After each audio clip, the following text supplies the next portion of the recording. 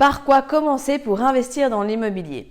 Bonjour à tous et bienvenue sur Real Estate in Belgium, votre chaîne dédiée à l'immobilier 100% belge. Je suis Élodie Sorgelose, je suis investisseuse, coach immobilier certifié, conférencière, fondatrice de Real Estate in Belgium, un organisme qui a pour but de vous aider à investir dans des biens qui vous rapportent de l'argent chaque mois. Dans cette nouvelle vidéo, nous allons voir ensemble par quel investissement commencer lorsque vous débutez dans l'investissement locatif. Avant d'aller plus loin, je vous invite à vous abonner à la chaîne afin de ne pas manquer les prochaines vidéos, de la commenter, de la liker si vous le souhaitez, de me dire aussi les thématiques que vous souhaiteriez que j'aborde afin de toujours vous apporter plus de valeur et surtout ne repartez pas sans le cadeau que je vous offre. Ça se trouve juste ici en dessous de la vidéo et ça va grandement vous aider lors de votre demande de financement. On voit tout ça ensemble juste après le jingle.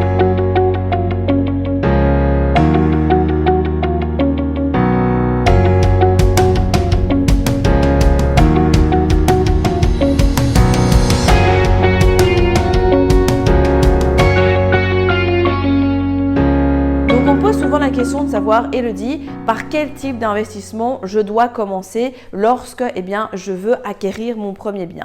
On ne va pas traiter aujourd'hui de la question sur la résidence principale ou non, puisque ça a déjà été abordé dans une autre vidéo, mais j'aimerais simplement vous expliquer un petit peu les typologies de biens, qu'est-ce qu'il est possible de faire quand on démarre. En fait, il y a déjà une réalité à laquelle malheureusement vous n'allez pas pouvoir échapper, qui est votre capacité d'emprunt. Ça veut dire que si vous avez un gros salaire, une bonne situation professionnelle, si vous investissez à plusieurs ou autres, forcément, ça sera beaucoup plus simple d'avoir des capacités d'emprunt plus grandes et donc, forcément, de pouvoir emprunter directement des montants plus conséquents, aller directement sur des immeubles ou autres, alors qu'au contraire, si vous avez une faible capacité d'emprunt, que vous avez un salaire dans la moyenne, que vous avez un crédit ou autre, ça peut très rapidement faire chuter celle-ci et donc il va déjà falloir calibrer en fonction de ça. La première chose qu'il faut bien comprendre, c'est que les organismes bancaires vont regarder votre profil. Est-ce que vous êtes salarié? Si oui, est-ce que vous êtes en CDI? Si oui, depuis combien de temps? Si au contraire vous êtes en CDD, ce n'est pas spécialement un frein. Vous pouvez quand même investir, mais ce sera un petit peu plus complexe. Ils vont juste regarder la régularité à laquelle vous avez travaillé. Si ça fait, j'invente, 5 ans que vous enchaînez les CDD ou de l'intérim, vous savez prouver qu'il y a une intériorité à tout ça et donc ça sera moins problématique. Par contre, si actuellement vous êtes au chômage à la mutuelle ou vous êtes étudiant, ce sera beaucoup plus compliqué, sauf si vous avez quelque chose à mettre en garantie. Donc la banque va regarder dans un premier temps votre situation, ensuite elle va voir les revenus que vous avez. Et là, elle va regarder donc les entrées, mais aussi les sorties. Les entrées, à savoir quel est votre salaire en fait. On peut comparer aussi également au niveau des chèques repas, des avantages, des choses comme ça, mais ça ne sera pas pris en tant que tel dans la capacité d'emprunt. Et donc, il faut aussi vous dire que voilà, c'est un plus, bien sûr, mais c'est pas ça qui va jouer au maximum lorsque vous allez aller en banque pour calculer votre capacité d'emprunt.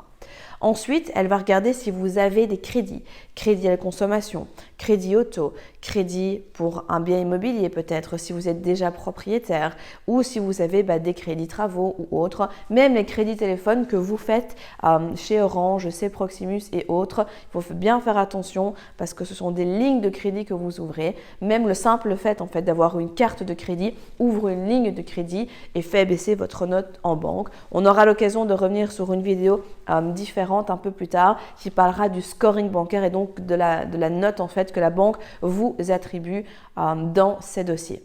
Donc, on est déjà face à une première réalité qui est de savoir, quelle est ma situation à l'instant T et à combien j'ai droit. Une fois que vous savez à combien vous avez droit, vous allez pouvoir calibrer la zone et également le type de bien. Par exemple, si on doit faire schématiquement au niveau des villes en Belgique, du moins en francophonie ou en Wallonie, les villes les plus chères, on est sur Bruxelles, Namur, Liège, Mons et puis Charleroi, pour ne citer que les grandes villes dans ce cas-ci. Ça veut dire quoi? Ça veut dire que si vous avez une capacité d'emprunt qui est relativement faible, mais que vous voulez par exemple faire de la colocation, malheureusement, les marchés du dessus vont être inaccessibles pour l'instant et donc il faudra plutôt vous concentrer sur le marché par exemple du Hainaut avec Mons et Charleroi. Par contre, si vous avez une capacité d'emprunt qui est plus haute, ben là, vous pouvez totalement aller sur Liège, sur Namur, etc. C'est juste que les prix de l'immobilier sont plus élevés et donc forcément, ça va demander une capacité d'emprunt plus grande. Donc déjà au niveau des chiffres, ça va calibrer et puis ensuite au niveau de la typologie de biens. Forcément, l'immeuble de rapport est le plus cher. Ensuite, il y a les maisons / appartements.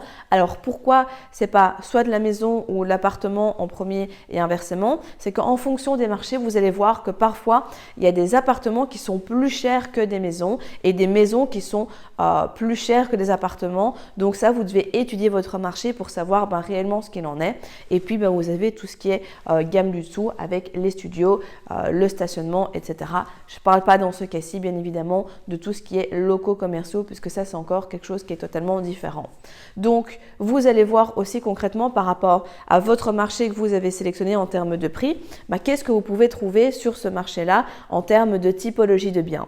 Et si ça vous correspond, tant mieux et que ça matche et que ça permet d'atteindre vos objectifs immobiliers, eh bien super, vous êtes sur la bonne voie. Si par contre, vous voyez que oui, là, à tel marché, c'est plus intéressant pour vous, mais qu'au niveau du type de bien ou du type de mode d'exploitation que vous voulez faire, ça colle pas, il va falloir peut-être changer de zone ou changer de projet. N'oubliez pas, comme j'aime souvent le répéter, que l'immobilier, le cash flow, c'est génial, c'est le dessus de l'iceberg, mais en dessous, il y a aussi la valeur que prend votre bien, l'amortissement du capital, l'effet de levier bancaire. Et en fait, c'est tout ce mélange-là qui fait que vous vous enrichissez massivement chaque mois. Donc, si pour votre première opération, vous avez une faible capacité d'emprunt, vous souhaitez à la base faire directement un immeuble de rapport, mais que ce n'est pas possible, commencez d'abord petit et puis vous allez, grâce à cette opération qui sera en cash flow positif, avoir une capacité d'emprunt qui est plus élevée et ça va devenir un cercle vertueux. Donc parfois on peut être freiné parce qu'on se dit ah oui, moi je sais qu'à tel marché je peux avoir ci ou ça,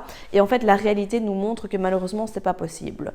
Ne vous découragez pas, commencez par ce que vous pouvez faire en premier et puis montez crescendo, mais il n'y a pas de bonne ou de mauvaise réponse, il n'y a pas de typologie de biens type que je peux vous renseigner directement comme ça, tout simplement parce que ça va fortement dépendre de votre situation, de ce que vous souhaitez faire, de vos objectifs et donc bien évidemment du marché aussi dans lequel vous allez investir.